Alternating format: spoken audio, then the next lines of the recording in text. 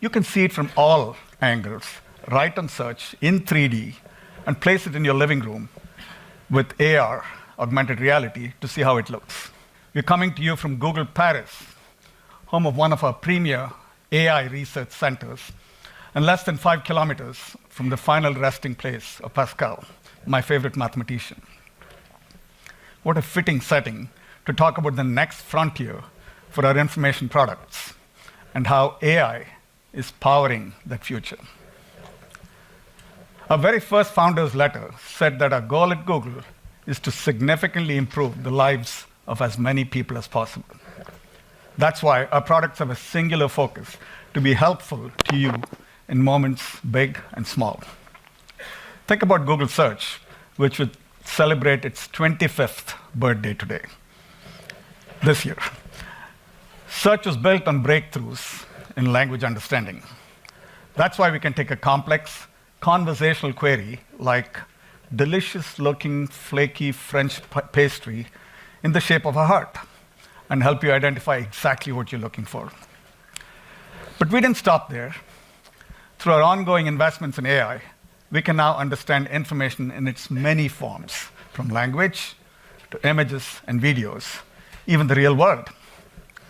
With this deeper understanding, we are moving beyond the traditional notion of search to help you make sense of information in new ways. So now you can simply take a picture with Lens to instantly learn that heart-shaped pastry is a palmier cookie. Our advancements in AI are also why, if you need to fix your bike chain, you can get directed to the exact point in a video that's relevant to you, like when they're showing you how to put the chain back on. If you're shopping for a new accent chair, you can see it from all angles, write and search in 3D, and place it in your living room with AR, augmented reality, to see how it looks. Or if you pop out of the metro in an unfamiliar city, you can find arrows overlaid in Google Maps on the real world, pointing you to walk in the right direction. All these examples are a far cry from the early days of search, but as we always say, search will never be a solved problem.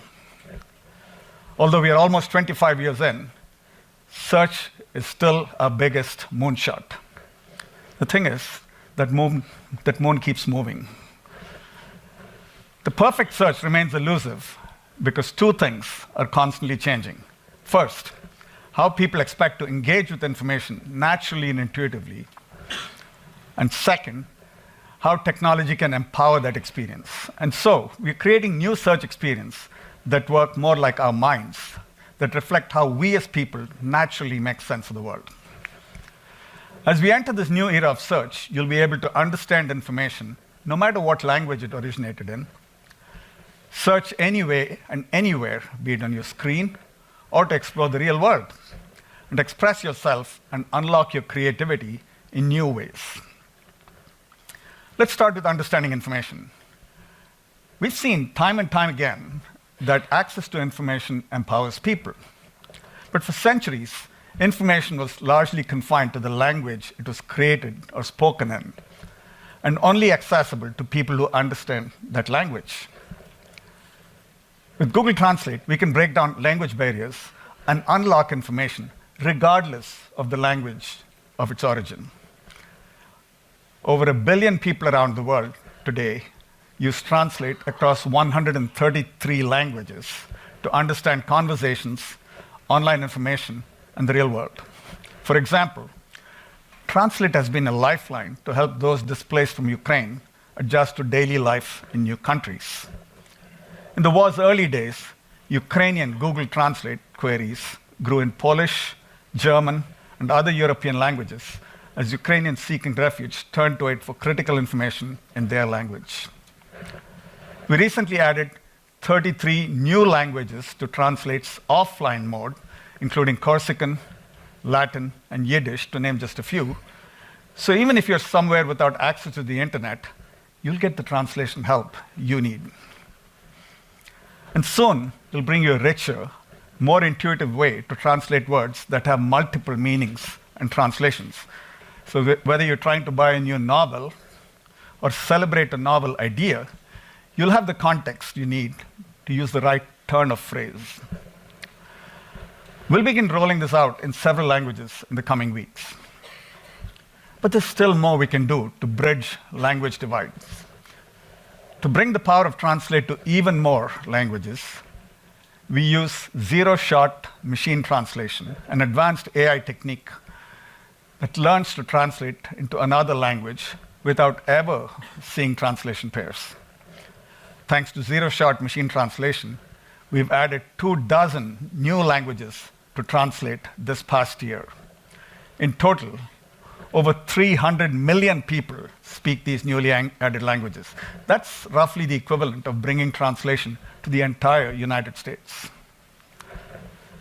Well, language is at the heart of how we communicate as people. Another important way we make sense of information is visually. As we're fond of saying, your camera is the next keyboard. That's why, back in 2017, we redefined what it means to search by introducing Lens, so you can search what you see with your camera or photos. We've since brought Lens directly to the search bar, and we've continued to bring you new capabilities like shopping within an image and step-by-step homework help. I'm excited to announce that we've just reached a major new milestone. People now use Lens more than 10 billion times a month. This signals that visual search has moved from a novelty to reality. And as we predicted, the age of visual search is here. In the context of translation, understanding isn't just about the languages we use. It's also about the visuals we see. Often, it's the words with context, like background images, that create meaning. And so in Lens, a new advancement helps you translate the whole picture, not just the text in it. Before, when translating text in an image, we'd block part of the background. Now, instead of covering the text, we erase it, recreate the pixels underneath with an AI-generated background, and then overlay the translated text back on top of the image, all as if it was part of the original picture. I'm pleased to share that this is now rolling out globally on Android mobile, so you can use Lens to start translating text into context. As you can see with Lens, we want to connect you to the world's information one visual at a time. We're continuing to build upon these capabilities, so I'll now turn to Liz to share more. Liz?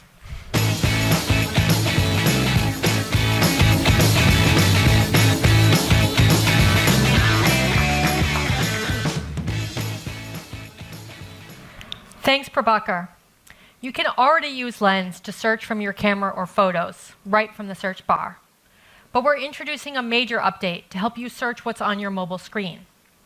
In the coming months, you'll be able to use Lens to search what you see in photos or videos across the websites and apps you know and love on Android. For example, let's say you get a message from your friend who sent a video exploring Paris. You'd like to learn what the landmark is that you see in the video. So you long press the power button on your phone, bring up Google Assistant, and tap Search Screen. Assistant connects you to Lens, which identifies it as Luxembourg Palace, and you can tap to learn more. Pretty awesome, huh? Think about it like this. With Lens, if you can see it, you can search it. As Prabhakar touched upon sometimes, it's the combination of words and images that communicate meaning. That's why last year we introduced multi-search in Lens. With multi-search, you can search with a picture and a text together, opening up entirely new ways to explore. We will have to. Okay, we're gonna move on. We can't find the phone. Sorry, we'll do one later in the special Q&A. Okay, so what you can do is you can spot a cool pattern on the notebook, but then you can swipe up to see the text and be able to search on the search box, letting you find something like a rug if you just typed in tapis. Or you can find wallpaper, similar. Okay. This unique ability allows us to mix modalities, like images and text, and it opens up a whole world of possibilities. And you can imagine a future where even more modalities are at play. I'm excited to share that multi-search is now officially live globally on mobile. And that means multi-search is now available in over 70 languages that Lens is in around the world. We've taken multi-search a step further by adding the ability to search locally on mobile in the US. You can take a picture or screenshot of a food dish or item and add near me to find where to get it nearby from the millions of businesses on Google. In the next few months, we'll bring multi-search near me to all the languages and countries for which Lens is available to. So you'll be able to use near me if you want to support a neighborhood business or if you just need to pick something up right away. There are also times when you're already searching and you find something that just catches your eye and it inspires you. So in the next few months, you'll be able to use multi-search globally for any image you see on the search results page on mobile. Once you start using multi-search, it's striking how natural it feels to be able to use multiple senses to search. I hope you give it a try. And with that, back to Prabhakar.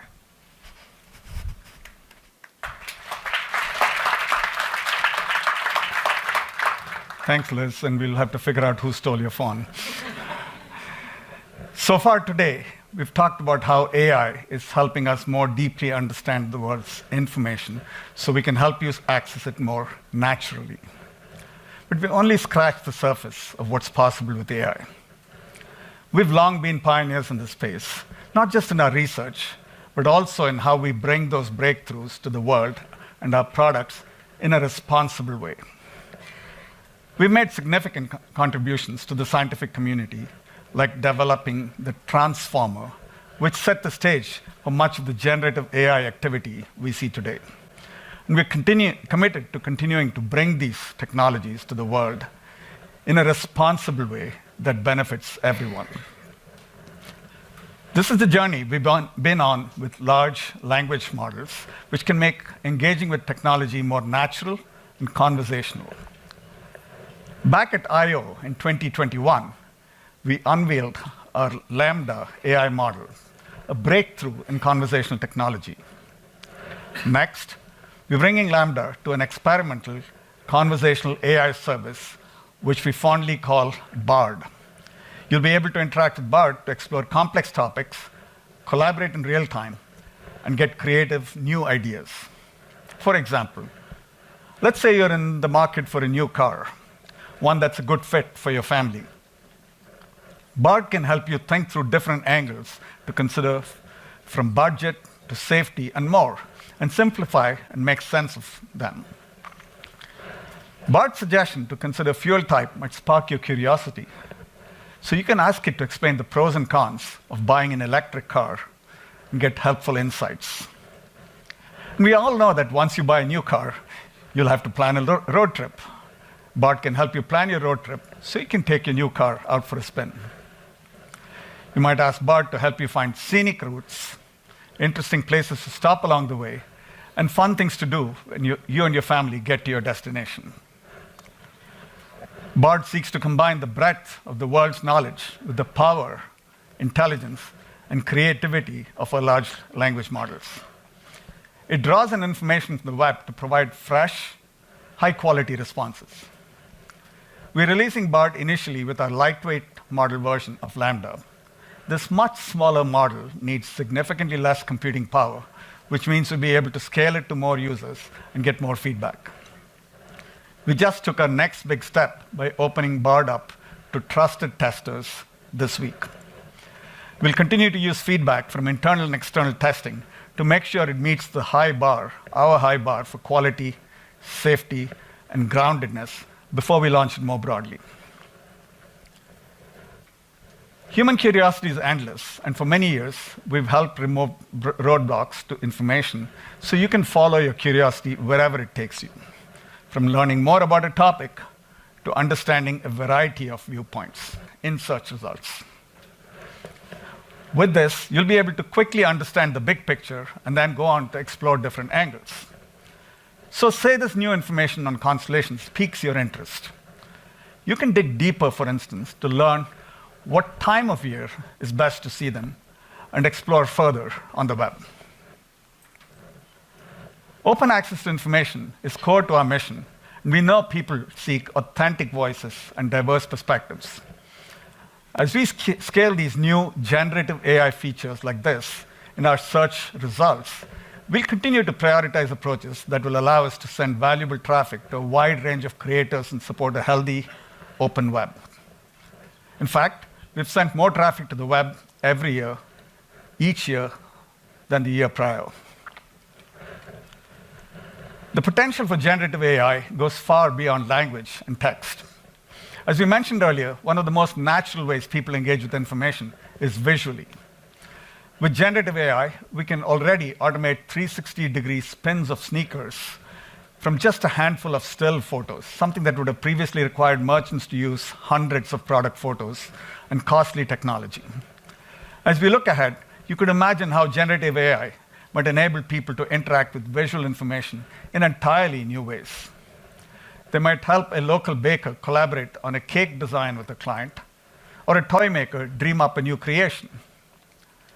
They might help someone envision what their kitchen looks like, but with green cabinets instead of wood, or describe and find the perfect complementary pocket square to match a new blazer. In our quest to make search more natural and intuitive, we've gone from enabling you to search with text, to voice, to images, to a combination of modalities, like you saw with multi-search today that Liz talked about. As we continue to bring generative AI technologies into our products, the only limit to search will be your imagination. Beyond our own products, it's important to make it easy, safe, and scalable for others to benefit from these advances.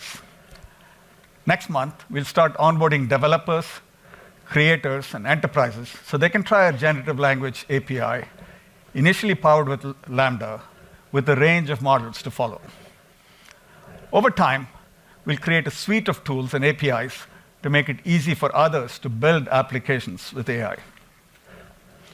From Bard to the new AI-powered features in search to image generation, APIs, and beyond. When it comes to AI, it's critical that we bring these experiences rooted in the models to the world responsibility.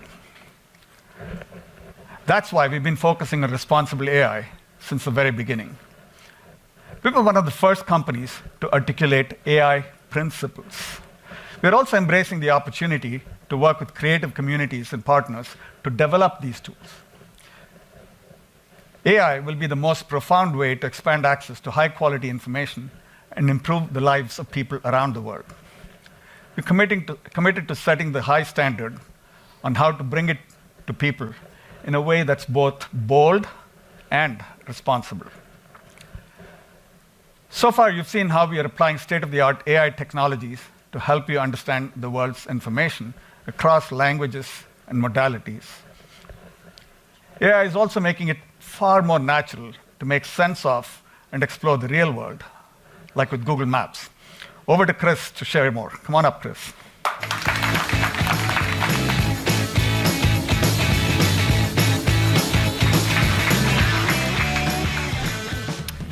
Thanks, Prabhakar. For 18 years, Google Maps has transformed how people make sense of the world.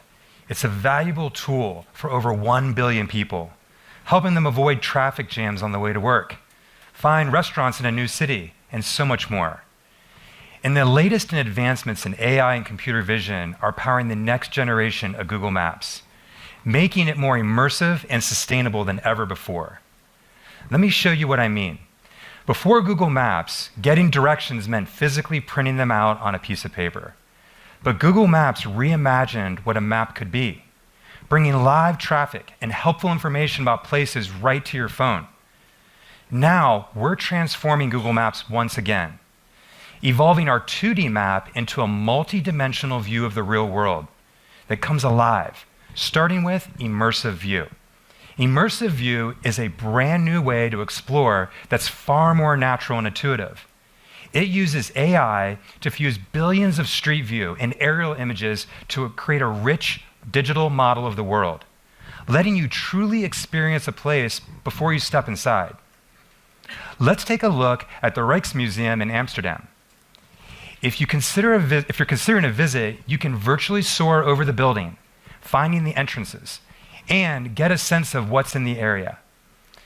With the time slider, you can see what it looks like at different times of the day, and what the weather will be, so you know when you visit. To help you avoid crowds, we want to point out areas that tend to be busy, so you have all the information you need to confidently make a decision about where to go. If you're hungry, you can explore different restaurants in the neighborhood. You can even glide down the street, peek inside it, and understand the vibe before you book a reservation. This stunning, photorealistic indoor view is powered by neural radiance fields. It's an advanced AI technique that uses 2D images to generate a highly accurate 3D representation that recreates the entire context of a place, including its lighting, the texture of materials, and what's in the background. You can also see if a restaurant's lighting is good for a date night, or if the outdoor view at a cafe is the right place for lunch with friends. Immersive view represents a completely new way to interact with the map, using all the detailed information in Google Maps today and visualizing it in a more intuitive way. We're excited that immersive view starts rolling out today in London, Los Angeles, New York, San Francisco, and Tokyo. And we're bringing it to more European cities like Amsterdam, Dublin, Florence, and Venice in the coming months. Immersive view is just one example of how artificial intelligence is powering a more visual and intuitive map. It also helps us reimagine how you find places when you're on the go. You heard Prabhakar talk about how your camera is the new keyboard, and that's also true for the map. Search with Live View uses AI paired with augmented reality to help you visually find things nearby, like ATMs, restaurants, and transit hubs, just by lifting up your phone. We've recently launched Search with Live View in several cities, including here in Paris. In the coming months, we'll start expanding it to more places like Barcelona, Dublin, and Madrid. Let's head outside to where Rachel will show us how it works. Over to you, Rachel. Thanks, Chris. I'm out here scoping out the neighborhood. Whenever I come to a new city, I'm always on the hunt for great coffee. So let's see what I can find. Tapping on the camera icon in the search bar, I'm able to see coffee shops, as well as other categories of places like restaurants, bars, and stores. I can even see places that are out of my field of view. So I'm really able to get a sense of what this neighborhood has to offer at a glance. But let's look at coffee shops specifically, because I really need some caffeine.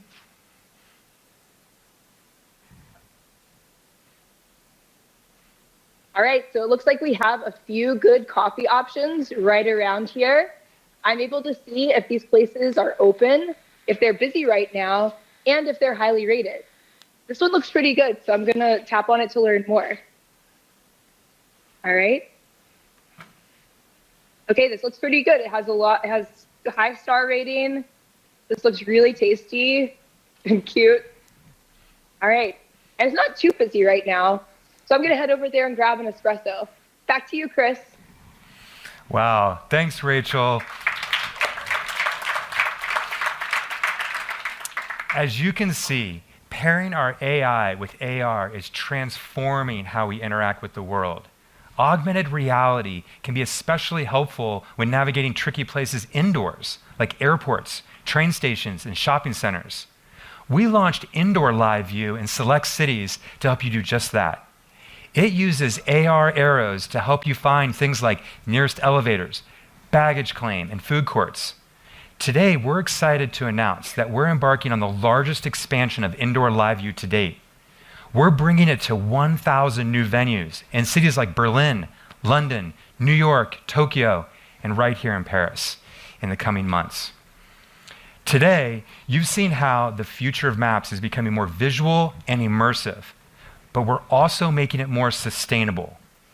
It's all about helping people make the sustainable choice the easy choice. We recently launched eco-friendly routing in Europe to help you choose the most fuel-efficient, energy-efficient route to your destination, whether you drive a petrol, diesel, electric, or hybrid vehicle.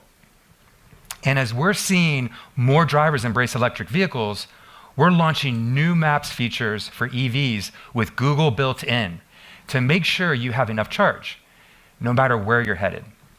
First, to help alleviate range anxiety, We'll use AI to suggest the best charging stop, whether you're taking a road trip or just running errands nearby. We'll factor in traffic, charge level, and the energy consumption of your trip.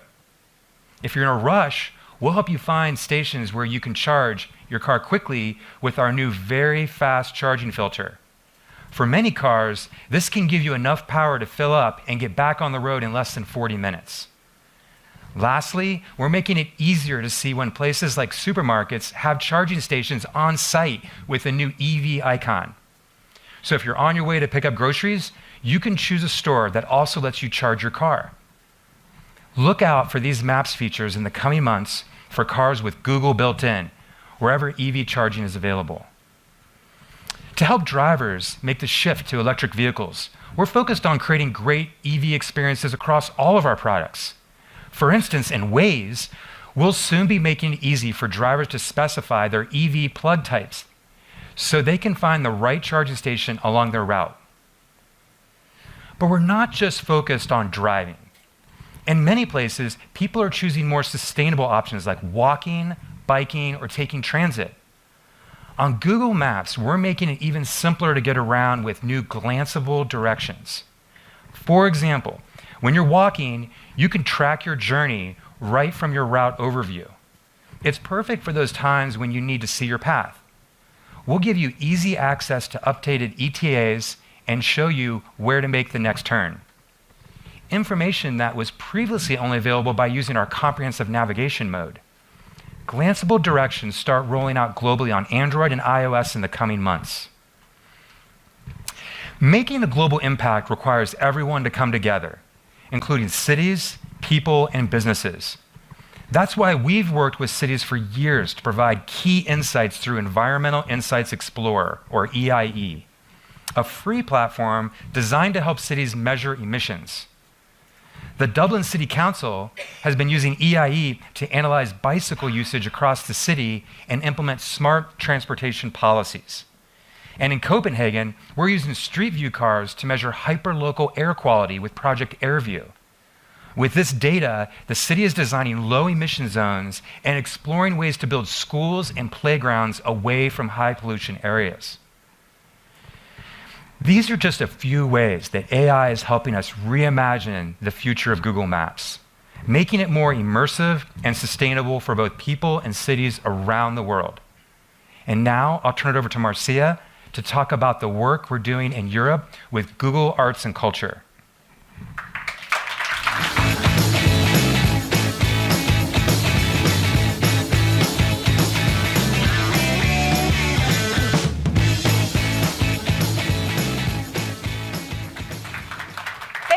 Chris.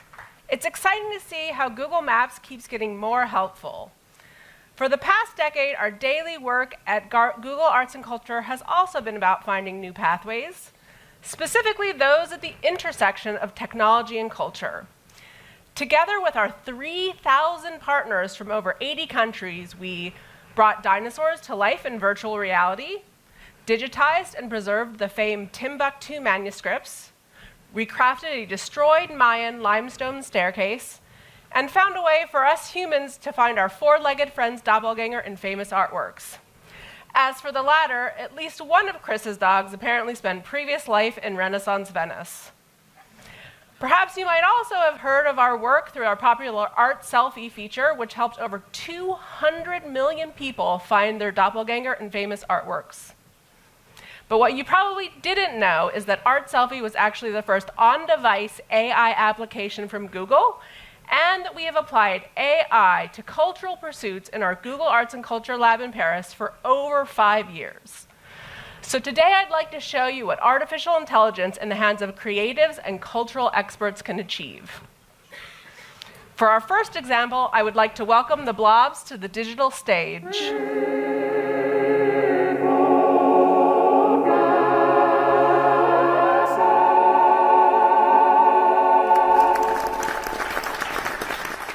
Thank you, blobs. Now, some of you might recognize the hallmarks of good opera right away: bass, tenor, mezzo-soprano, and soprano. And if you aren't familiar with the world of opera singing, this experiment, created in collaboration with artist David Lee, is for you and will be your gateway to learn more. For Blob Opera, we teamed up with 4 professional opera singers whose voices trained a neural network, essentially teaching the AI algorithm how to sing and harmonize. So when you conduct the blobs to create your very own opera, what you hear aren't the voices of the opera singers, but instead the neural network's interpretation of what opera singing sounds like. Give it a try and join the many people from around the world who have spent over 80 million minutes in this playful AI experiment to learn about opera. As you've seen and heard, AI can create new and even playful ways for people to engage with culture, but it can also be applied to preserve intangible heritage. As Prabhakar shared earlier, access to language and translation tools is a powerful way to make the world's information more accessible to everyone. But I was surprised to learn that out of the 7,000 languages spoken on Earth, more than 3,000 are currently under threat of disappearing. Amongst them, Maori, Louisiana Creole, Sanskrit, and Calabrian Greek. To support these communities in preserving and sharing their languages, we created an easily usable language preservation tool called Woolaroo, which, by the way, is the word for photo in the Aboriginal language of a Yagambeh. So how does it work? Once you open Woolaroo in your mobile phone's browser, select one of the 17 languages currently featured, and just take a photo of your surroundings.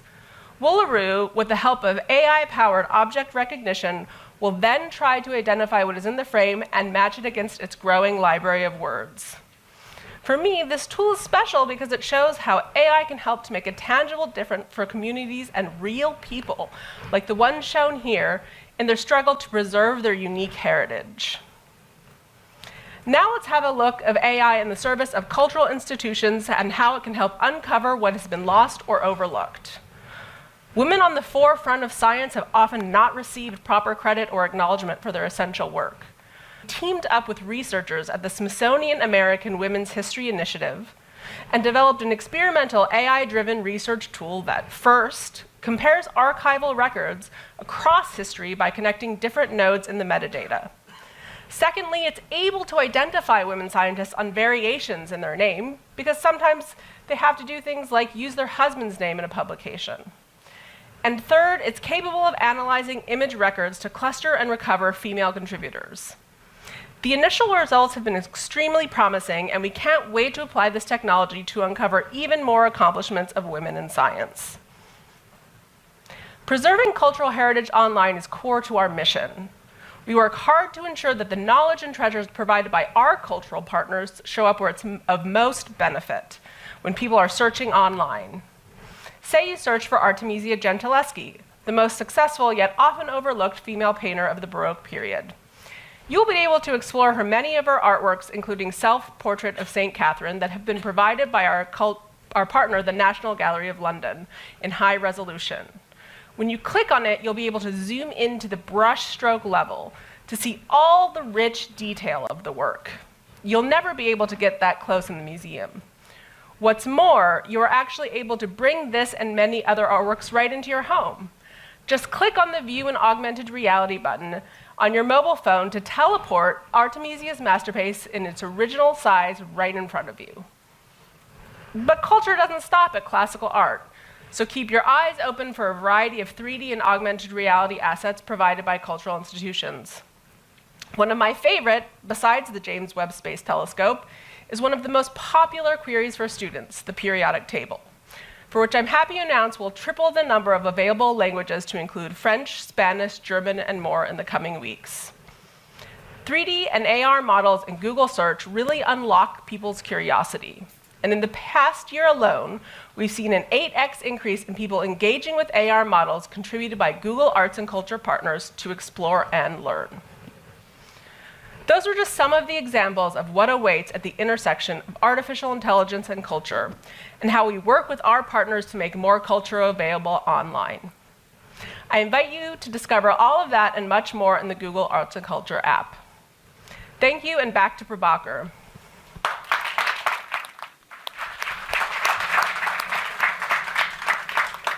Thanks, Marzia.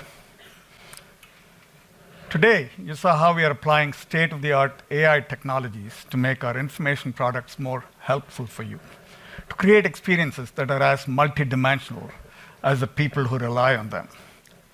We call this making search more natural and intuitive. But for you, we hope that it means that when you next seek information, you won't be confined by the language it originated in. You won't be constrained to typing words in a search box. And you won't be beholden to a single way of searching. Although we are 25 years into search, I dare say that our story has just begun. We have even more exciting AI-enabled innovations in the works that will change the way people search, work, and play. We're reinventing what it means to search, and the best is yet to come. Thank you all. Merci.